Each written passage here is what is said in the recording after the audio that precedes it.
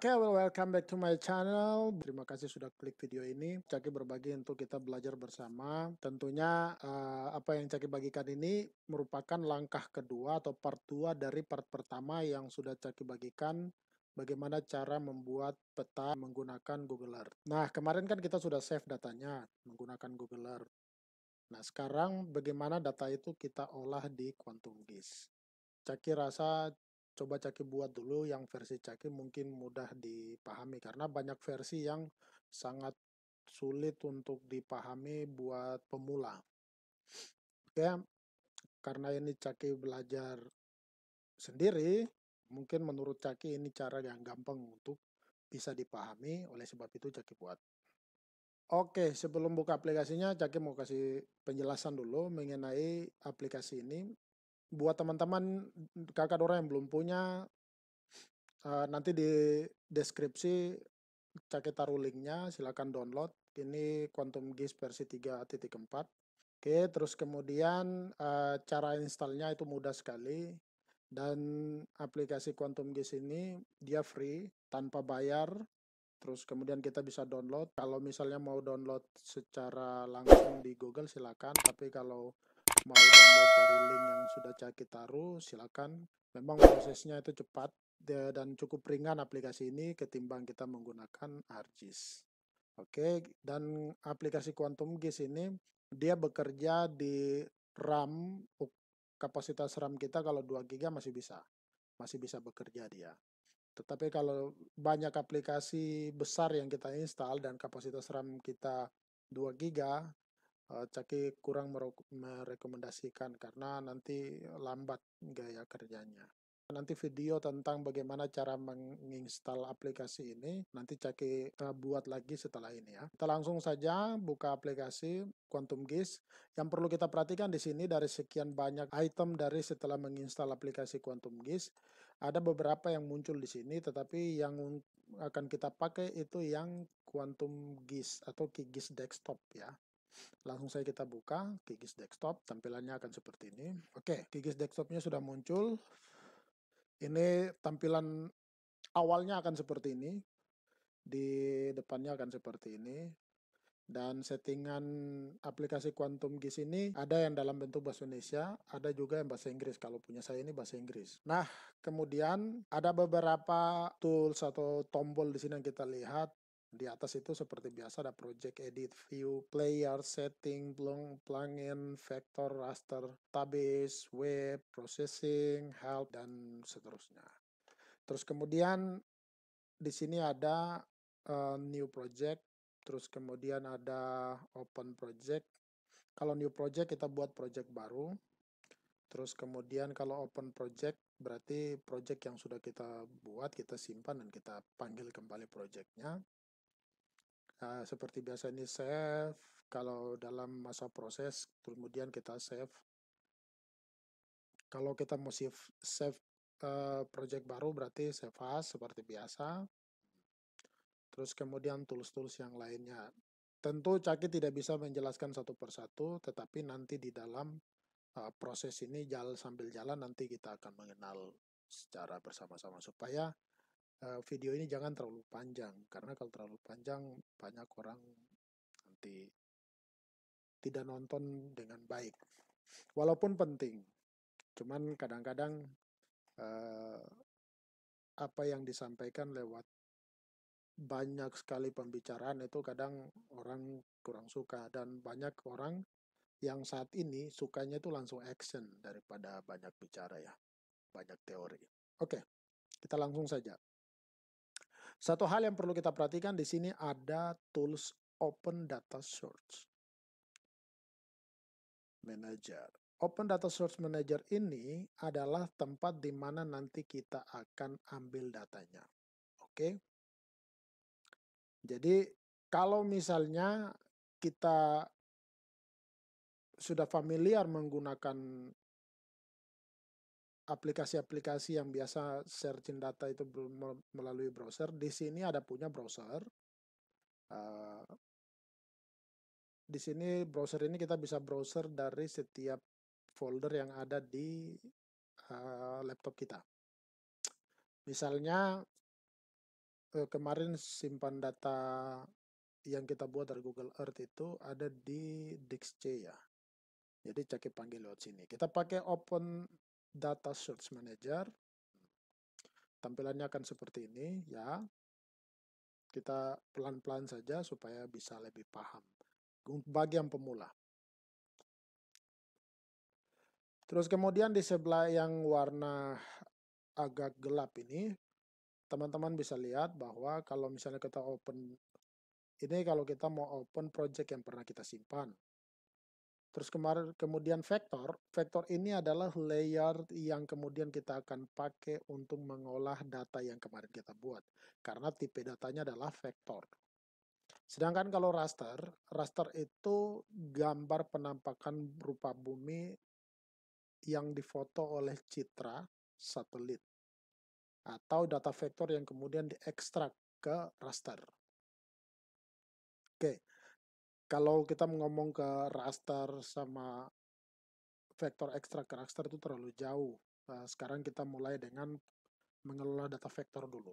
Oke, yang perlu diingat adalah kita mengelola data vektor. Nah, data vektor itu tipe datanya terdiri dari titik, garis, dan lingkaran atau poligon biasa disebut.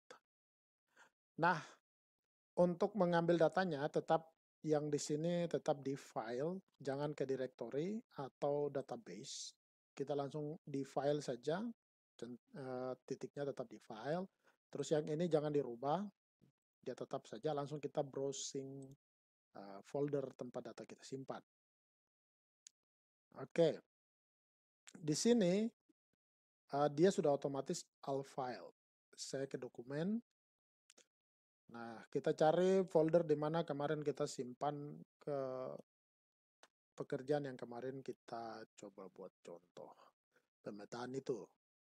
Yang ada di sini yang punya Caki itu adalah latihan pemetaan. Ini data kemarin. Oke, lokasi contoh pemetaan Depapre. Langsung Caki open. Set. Oke, kita klik. Setelah itu kita open. Sudah ada di sini. Terus kemudian kita add. Nah, ini yang kemarin Caki jelaskan bahwa kita harus manage folder dulu. Kemudian baru kita olah datanya. Di sini langsung dia pisahkan dari masing-masing folder yang ada di dalam. Dan kemudian kita select all. Dan kita oke. Datanya seperti ini. Teman-teman, kita close. Datanya seperti ini. Jadi yang lokasi ini saya drag ke bawah. Tak. Ini dia. Oke. Jadi data yang kemarin kita buat itu semua ada di sini. Tetapi yang perlu kita perhatikan adalah informasi di sini itu dia memakai nama informasi awal di folder yang kita buat. Kalau boleh kembali itu, nah dia pakai nama lokasi contoh pemetaan. Oke, lokasi contoh pemetaan. Jadi semua item itu dia pakai itu lokasi contoh pemetaan. Kalau di punya Caki, punya teman-teman tidak tahu dia pakai nama apa. Tentunya dia pakai nama default, tapi di belakangnya itu ada keterangan SMP, SD, perumahan masyarakat, lokasi contoh pemetaan, ini folder besarnya. Nah, jalan sekolah ada, terus kemudian poligon ada, sarana umum ada. Dari masing-masing tipe data ini, dari masing-masing data yang muncul ini, seperti yang Caki sampaikan, bahwa kalau kita sudah manage foldernya, di sini dia tidak akan terpisah. Misalnya macam jalan, dia sudah jadi satu item. Nah, dia sudah jadi satu item yang tidak sendiri-sendiri. Padahal kalau kita lihat di folder awal, kalau folder ini kita buka, misalnya mana jalan sekolah. Ini ada 5 item. jalan yang kita gambarkan, yang kita digitasi kemarin. Tetapi karena kita masukkan dalam satu folder, maka di sini dia hanya muncul satu item saja. Oke, datanya masih KML, kita harus rubah format filenya ke data vektor yang terdiri dari 4 tipe data, yaitu SHP, SHX, DBF, dan PRJ. Bagaimana caranya? Langkah pertama kita fokus untuk menyimpan data ini, oke, untuk merubah format filenya. Langsung saja, ini yang lokasi contoh pemetaan Depapre kita hapus, tidak jadi masalah, kita hapus saja dulu. Oke. Sekarang yang pertama kita simpan adalah jalan sekolah. Caranya kita ekspor. Oke.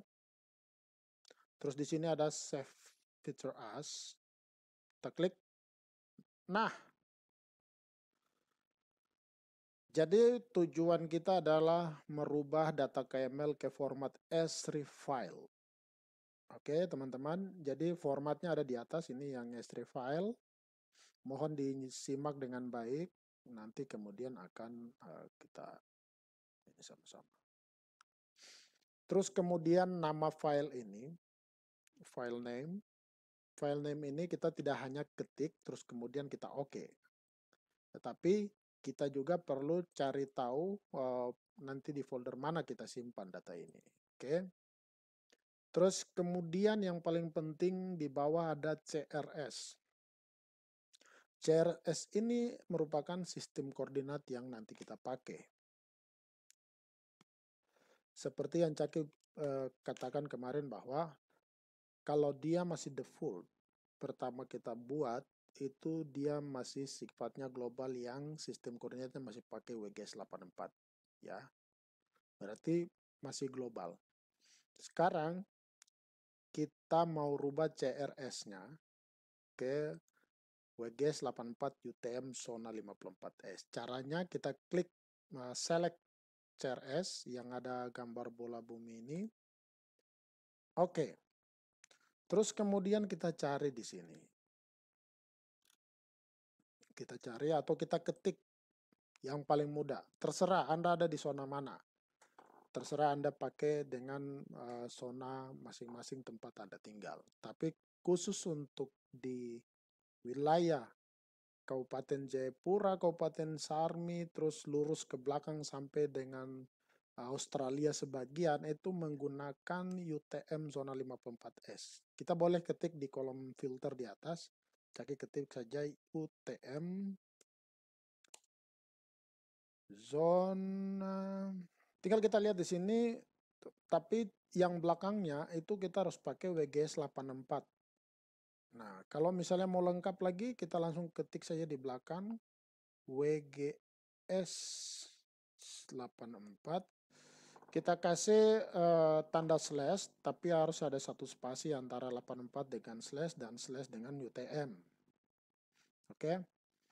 Nah, langsung muncul. Di atas ini kalau sudah pernah kita share, sudah pernah kita pasang sistem koordinat yang dari awal mungkin kita kerja terus pernah memiliki. Pernah pakai UTM zona 54S atau apapun itu, masing-masing koordinat di wilayah kalian masing-masing, dia akan muncul di atas ini. Karena Caki pernah pakai, makanya dia muncul di sini. Kita klik WGS 84 zona 54S. Dan kita bisa lihat bahwa ini yang tanda merah ini adalah zona di mana UTM 54S itu berada. Ya, kita bisa zoom. Nah, ini. Seperti yang Caki bilang, Jayapura, Sarmi, Mambramo sebagian tuh masih masuk di UTM zona 54S. Oke, begitu juga dengan teman-teman yang lain. Silakan berkolaborasi. Kita klik, terus kemudian kita oke. Setelah itu, nah, kita klik ini, terus kemudian kita ke folder yang tadi kita simpan datanya.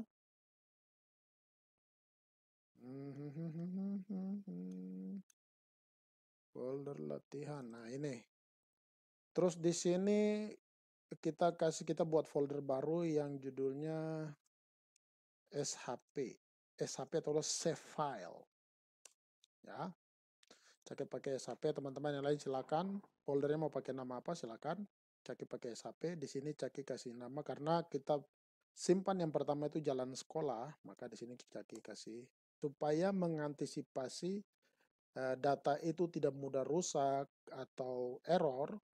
Alangkah baiknya spasi antara satu kata dengan kata yang lain kita pakai garis datar. Kenapa? Karena membuat data ini tidak mudah error ketimbang kita pakai titik atau spasi biasa. Kadang-kadang aplikasi dari sistem yang berbeda mungkin bisa merusak data itu. Oke, jalan underscore sekolah. Terus kemudian Caki save. Semua sudah tanpa berubah-ubah, langsung oke saja. Nah, ini ada jalan sekolah dan dia sudah tersave. Jadi jalan sekolah yang lama, kalau misalnya ini kita hilangkan semua, ya. Nah, ini jalan sekolah. Terus yang di bagian bawah Caki kasih hilang, jalan sekolah yang di atas ini masih muncul. Artinya datanya sudah tersave. Dengan format save file atau SHP. Kita remove yang data KML-nya. Sekarang kita save point atau titik. Export, save as, terus kemudian ini kita rubah ke UTM sesuai format yang kalian masing-masing. Kalau sudah pernah pakai, klik saja di anak panah, dia akan muncul. Terus kemudian kita rubah namanya lagi, kita simpan dengan nama perumahan masyarakat. Oke, kita save. Terus ini sudah semua, langsung oke. Nah, titik baru muncul, ya kan? Yang data KML kita remove saja biar tidak terlalu ribet dalam mengerjakannya nanti. Terus kemudian ini sekolah SD. Kita ekspor, save file features. Langsung saja kita rubah formatnya dulu. Teman-teman jangan lupa bahwa format ini penting untuk kita rubah. Langsung kita klik ini. Terus gedung underscore SD Depapre. Oke, cek save. Oke, nah ada perubahan. Yang KML kita bisa hapus seperti biasa.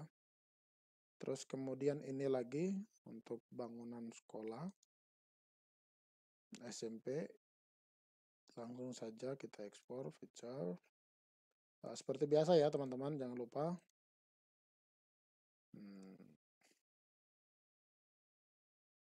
Ini kita kasih nama bangunan SMP Negeri Spasi 1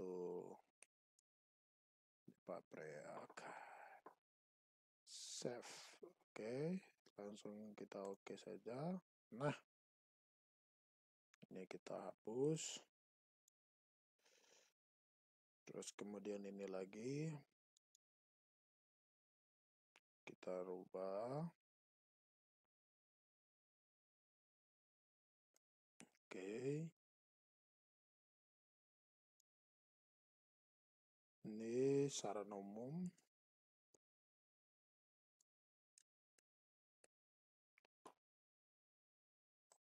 Kita oke. Ini sudah semua. Kita oke lagi. Yes. Nah, yang terakhir ini adalah lokasi pemetaan. Style, export, features, sistem koordinatnya dirubah. Nah, feature sini wilayah pemetaan, cek pakai wilayah pemetaan. Oke, terus kemudian kita oke. Yang KML-nya kita hapus. Oke. Nah, data SHP-nya sudah kita buat. Dan ini informasi yang kemarin kita masukkan itu ada di sini. Kalau misalnya kita mau lihat informasi dari gambar yang sudah kita buat, teman-teman, kakak orang sudah bisa klik kanan untuk melihat isi datanya ya. Klik kanan terus di sini ada Open Attribute Table. Kita klik Open Attribute Table. Nah, kemarin kan kita taruh jalan ini kita taruh di cluster name-nya adalah nomor ya. Nah, di cluster name-nya ada nomor. Terus kemudian di description-nya kita tidak isi. Nah, di sini ada time step, begin, end, dan lain-lain sebagainya. Itu adalah merupakan basic data yang ditambahkan secara otomatis di Quantum GIS. Oke, terus kemudian kalau misalnya kita mau lihat perumahan masyarakat, kita open attribute table juga. Nah, kemarin di kolom description itu kan kita isi kel bapak saja, ya kan? Terus di cluster name-nya kita kasih 03, 06, dan sebagainya. Terus kemudian gedung SMP. Gedung SMP, open attribute table. Nah, ini gedung SD ya. Kita di cluster name-nya kita pakai gedung 123. Terus kemudian di gedung SMP open attribute table dan kita lihat di sini untuk lokasinya sendiri ada penjelasan di situ ya, seperti yang kita masukkan di dalam kolom description kemarin. Kan? Nanti di sini baru kita olah datanya. Oke, terus kemudian sarana umum. Nah, seperti itu. Terus kemudian wilayah pemetaan juga mau lihat isi datanya seperti ini. Kita buka attribute table. Oke. Dan kemudian kita close kalau misalnya sudah melihat. Nah, data kita sekarang sudah menjadi SHP atau S3 file. Tentunya ini masih berupa data vektor. Ya teman-teman, ini yang disebut data vektor itu ada 3 bagian di sana. Yaitu titik, garis, sama poligon ya. Setelah itu teman-teman bisa di sini kita bisa rubah stylenya ya. Kalau kita main di style, kita bisa rubah stylenya khususnya untuk yang poligon, yang point juga bisa. Tergantung nanti kreasi dari teman-teman. Di sini Caki kasih contoh yang SMP punya ya, biar kelihatan begitu. Untuk merubah style untuk mengkategorikan poligon-poligon yang ada di dalam situ, kita bisa bermain di properties ya. Klik kanan properties, teman-teman. Nah, dia sudah seperti ini. Kita main di simbologi. Ya, ini kita klik simbologi, terus kemudian yang ada di bagian atas yang single simbol ini kita ganti ke kategoris. Oke, ke kategoris, terus kemudian kolom ini kita pilih name karena description-nya kita tidak isi semua. Oke, name, terus kemudian kita pilih random color ya. Random color kita bisa pilih versinya. Kita mau pilih yang seperti apa. Di sini random color ada yang ini, ada banyak ini. Random color mana yang kita pilih?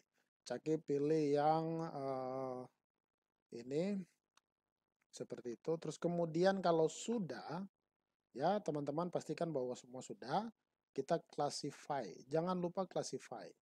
Kalau tidak classify, kalau kita oke, datanya akan hilang teman-teman ya. Seperti ini.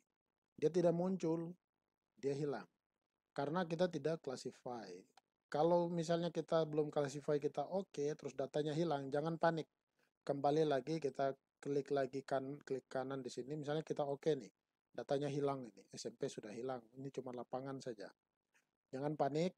Kita klik kanan, kita properties ulang, terus kemudian di style, di settingan yang sama, tinggal kita classify.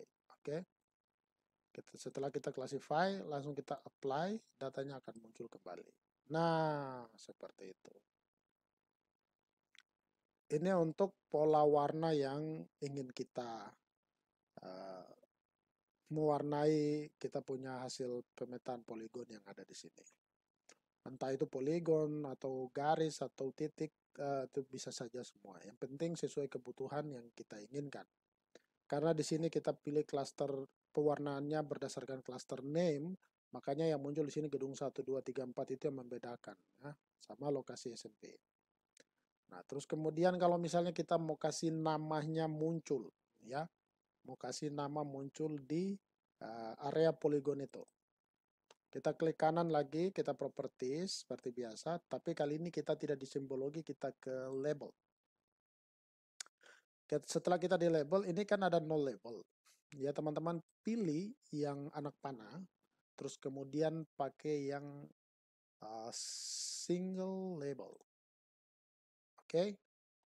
Nah, kalau kita pilih single label, langsung dia muncul seperti ini. Terus kemudian kita pilih anak panah yang di label with. Ya. Di sini kita pakai name. Karena di pewarnaan kita pakai name. Bisa di description silakan, tetapi pastikan bahwa data yang mau kita munculkan atau nama yang untuk kita munculkan itu benar-benar datanya ada. Ada tulisan lah di situ untuk kita tampilkan. Nah, clusternya kita pilih name, terus kemudian kita coba oke. Nah, seperti itu dia.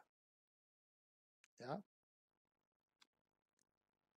Nah, setelah itu kita lanjut lagi. Ini waktunya masih cukup tidak ini? Untuk part 1, kali ini kita mengolah data, merubah format data dari KML ke SAP, dan kemudian kita merubah style atau warna, gaya daripada data yang sudah kita buat, dan kita kasih namanya muncul, kemudian itu kita end. Oke, kita lanjut di perumahan. Mungkin di perumahan ini kita klik kanan properties. Caki tidak main di simbologi tapi mainnya di label karena Caki rasa di simbologi mungkin sudah cukup, atau mungkin kita mau saya mau simbologi nih karena simbologi ini penting, ini saya ingin berkreasi.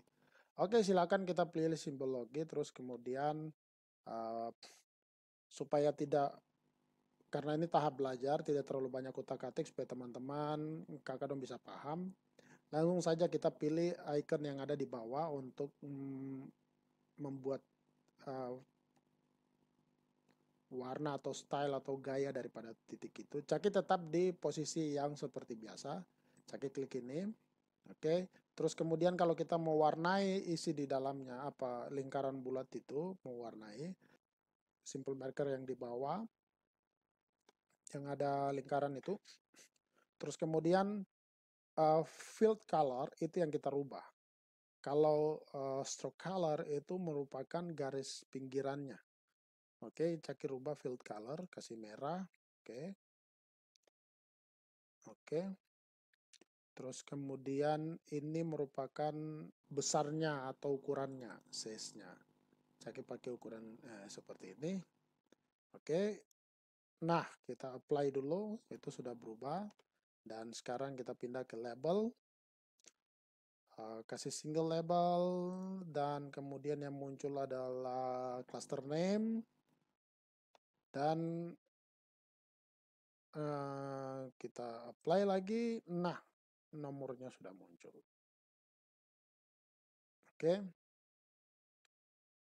Terus kemudian secara umum lagi kita klik kanan properties, simbologi, terus kemudian single simbol diganti ke kategori, dan di kolom kita pilih name, random color, terserah mau pilih yang mana, Caki pilih ini. Terus kemudian jangan lupa classify teman-teman ya. Kita classify. Oke. Terus setelah itu sebelum kita kita ke label, single label, clusternya name, lalu kita oke, seperti itu.